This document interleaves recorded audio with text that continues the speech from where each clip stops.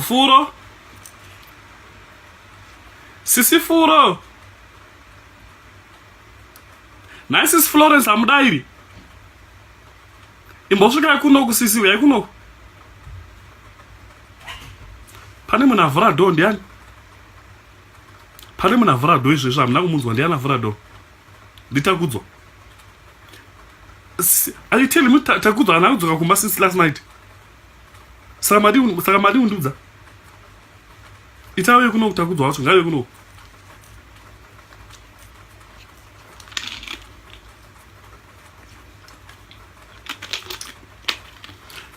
Iwe takudzwa. Saka uda kutopesana neni padhoo ndichibuda ndichienda basa iwe uchipinda mamangu makusena akadai. Wangaenda kupi? Ndati wangaenda kupi? Ndamuka kana wamuka sei? Wamuka sei? Wangaenda kupi takudzwa? Wanga uripi? Kwa uri kubva? Uri kubva kupi? Kwanga uri? Ndati zvamafaniza handiti takudzwa. Wadi kutsvaga mari yako ine ukanorenda kuboys car yako.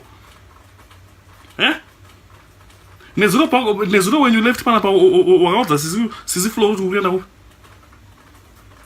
You said you're going to the library, but where did you go? Makapfuura nekupi nezuro? Papa wakabuda panapa wakaenda kupi? No, you didn't go to the library. Wakaenda kupi? Wakaenda ku library. Saka beans dzamaishuda maidzishuda ku library. Takudzo, I went through your phone. I went through your phone. Pane munhu atondudza, so pane munhu wanga uinaye ndatomudza kuti atore phone akaicheki. Beans dzamaishuda beans muri kupi? Maishuda makapfuura nekumunda. Ku library kwakaenda kune garden. Saka beans maidzipfuura muri kupi? Maishuda beans muri kupi takudzo? Wane pfuti yo? Wane pfuti mamangu? Ugara nepfuti mamangu handiti? Saka beans dzawashuda waidzishuda nechi?